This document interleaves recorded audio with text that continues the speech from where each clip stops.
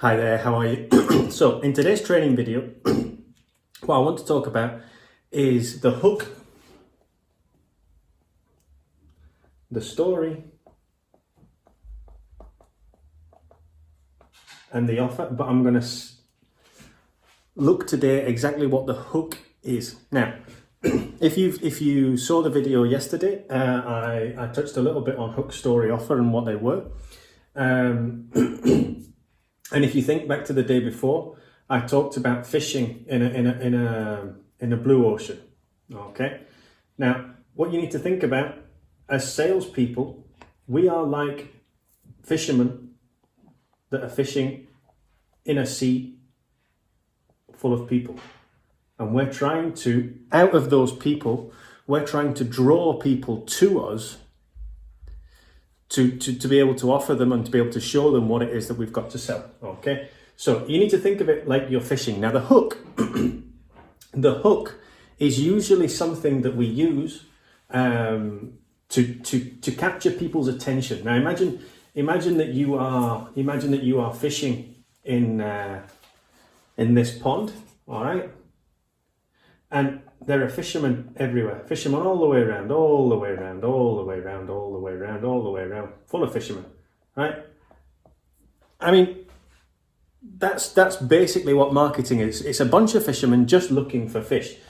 Now, how do we hook a fish? Now, I'm sure you'll understand that I'm going to use names that we use in the UK for fish, all right?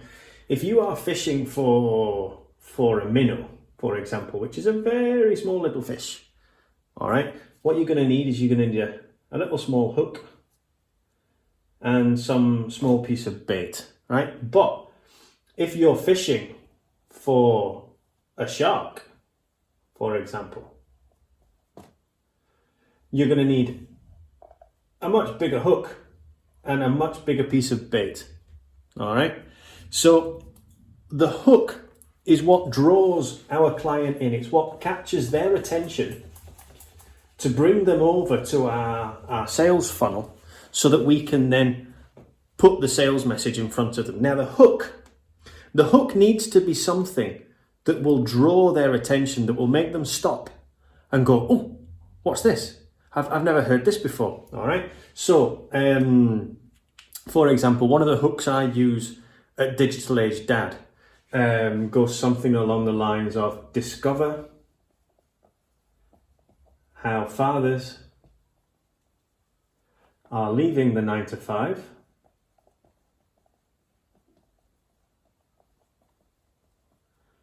and making 6 figures online with no previous experience. Now the idea is with a hook, absolutely awful writing, isn't it? But you're just going to have to put up with it.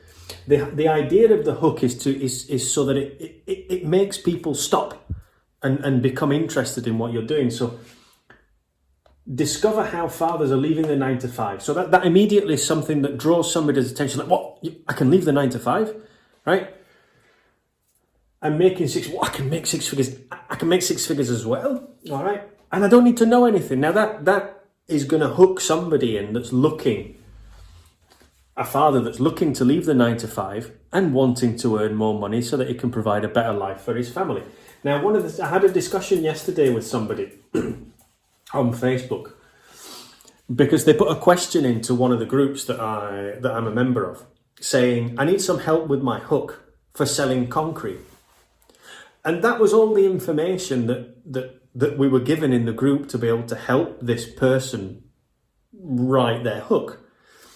But what I ended up saying to the guy was, well, you need to be more specific than that, because if the hook isn't person specific, just like if the bait on the hook isn't fish specific, you know, if you're trying to catch the big sea bass with this hook, you ain't never going to catch it, yeah. And the same way, if you're trying to catch the minnow with this massive hook, you ain't never going to catch it. It's not going to happen. You need to use the right hook and the right bait to go after the person that you're looking for. So I go after husbands and fathers that want to leave the 9 to 5 and earn money online so they can spend time with their families. So the hooks that I use are related around that. So like, discover how dads are making 6 figures online, leaving the 9 to 5 and spending more time with their family. We could also use another hook, something along the lines of, I don't know, spend more time with your family on holiday without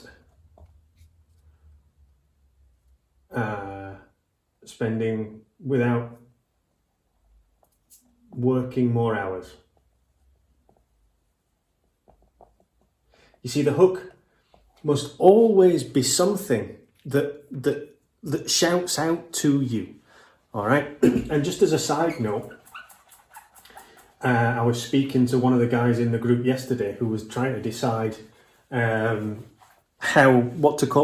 name to give to his Facebook group, and to the specific person that you want to talk to. So I'm going to delve briefly into something here. All right. There are only 3 markets that you can sell to. One is health. The other is wealth. And the final one is relationships. Okay? People do not buy anything other than health, wealth, or relationships. So when you're marketing something to somebody, you need to market to them either because it's going to make them wealthier, because it's going to improve a relationship that they have, or relationships in general, or it's going to improve their health. People don't buy anything other than that, okay? And if you think about any advert you've ever seen, they will sell you one of those things. So Coca-Cola sell relationships. If you watch any Coca-Cola advert, it's all about having fun with your family and friends while drinking Coca-Cola. It's all about how Coca-Cola will make your relationships happier. So anything sort of medical related would be in health, dentistry and that kind of thing. And wealth, you can use wealth to market many things. I mean, you could use quite often Hugo Boss, for example. Their perfumes are marketed not on health or relationships, they're marketed on wealth.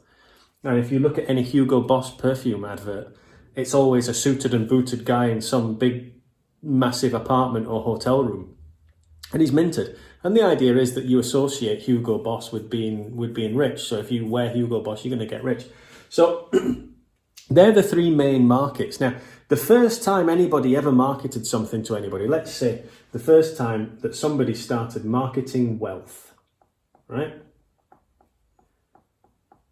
That person could just go around talking to anybody about how to become wealthier because they were the first person to market it. But of course, if they're fishing in this wealth pond, somebody else is going to see they're making money. So then somebody else comes along and starts fishing. And then somebody else comes along and starts fishing, somebody else, and somebody else, right? Until you get to the point where there's so many fishermen, this then becomes a red ocean. So how do you solve that problem? How do you solve the fact that there are so many people trying to sell the same thing? Well, this is where we start to niche down. So wealth could be investing, all right? Wealth could be online sales. Wealth could be investing, online sales, and crypto money. Crypto money, for example. They're just an example of 3. All right. I mean, we could put thousands and thousands and thousands of sub-markets in there. So this original person could say, well, actually, do you know, all these guys are just promoting wealth. I'm actually going to start fishing in the wealth for investors market. Now, all of a sudden, this guy has left here, right? And he's gone over here and he's now fishing by himself again. But of course, everybody else is going to start coming over. A couple are going to get left here. A couple of people are going to start going down here to online sales. A couple of people are going to go to crypto money. But the same thing is going to end up happening. All these sub-markets are going to end up getting full of people. Because you know what it's like. If somebody starts making money from something, it doesn't take long for other people to jump on the bandwagon. So if we've got the wealth market and we've got the sub-market investing, all right, what we can do is we can niche that down even more. So it could be investing for dads, or investing for mums, or investing in the stock market, or investing in savings. All right, so we can and every level that we can put on that, each niche level that we can niche further down on. So it could be dads working a 9 to 5 that want to work from home.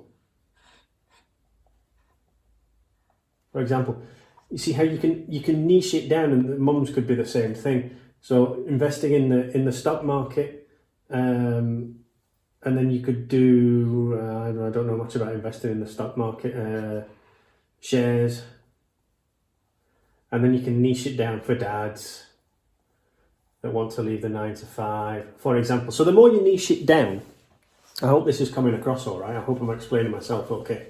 The more you niche it down, right, the better your hook will get. So, for example, if we were just marketing to wealth,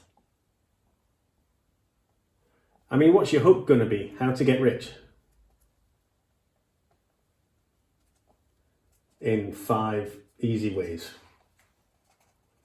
right? But if you then sub-market it down, wealth investing. So how to invest £5 and turn it into £500 in 30 days. All right, that's a more specific hook. So then we're going to dads. Find out how dads are investing £5 in the stock market and leaving the 9 to 5. See how each subsequent hook becomes more detailed and more specific. Now, the reason that we do that is because if you just put adverts out there, just fire hooks out there with no niching at all, you're trying to capture 1 million people's attention all at the same time with the same wording, and that's never going to happen.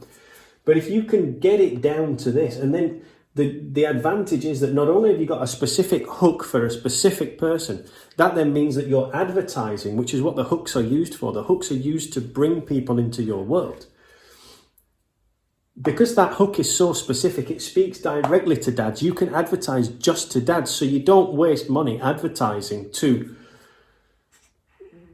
already half-rich entrepreneurs. You go straight to your target market.